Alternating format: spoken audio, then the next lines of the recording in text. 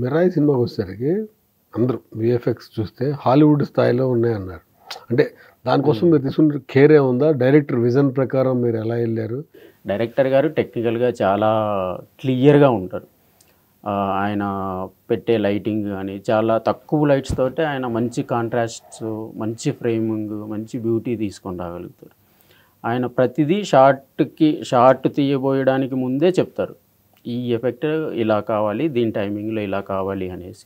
So ఆ టైమింగ్ని బట్టి మనం క్రియేట్ చేసి ఇస్తాం అంతే.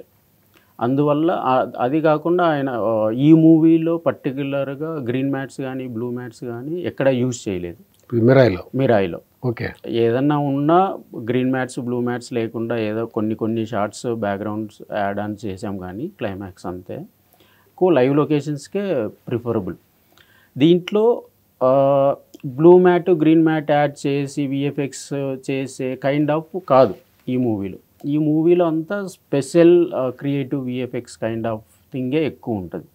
అంటే పర్సన్ టు పర్సన్ ఇంటరాక్షన్ మధ్యలో పక్షి ఎగిరే సీన్ ఉంది కదా, అది కూడా బ్లూ మ్యాట్ గ్రీన్ మ్యాట్ వాడలేదు. అది కూడా వర్చువల్ రియాలిటీ.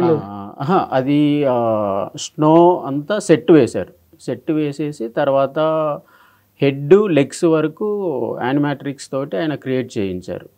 తర్వాత అసెట్ వచ్చేసి ఇది సృజన్ అని ఒకతను కంప్లీట్ చేశాడు ఆ సెట్.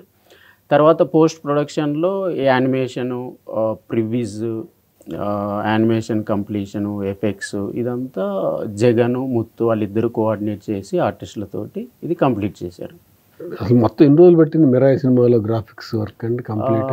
మిరాయిలో ఫస్ట్ స్టార్ట్ చేసిన సీక్వెన్స్ వచ్చేసి కళింగా సెట్, తర్వాత మొరాకో ఫైట్ అంటే ఇది sound wave effect, Kalinga set అంటే stick fight effect.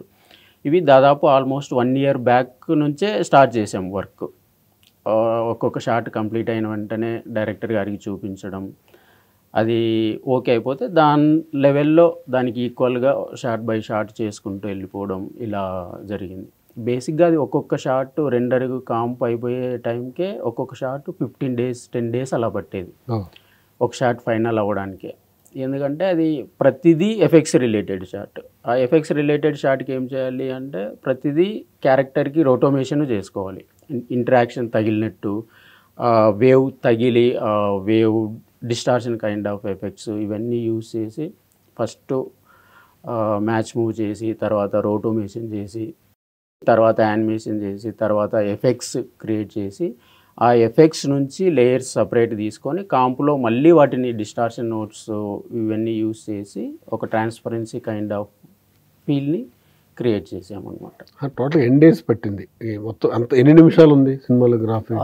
Total 1 hour 20 minutes ఉంది మొత్తం విఎఫ్ఎక్స్ సినిమాలో ఓవరాల్. అంటే చిన్న ఎఫెక్ట్స్లు, చిన్న టచ్అప్లు అన్నీ కలిపితే కూడా టోటల్ 1730 షార్ట్స్ ఉన్నాయి విఎఫ్ఎక్స్ షార్ట్స్ అన్నీ.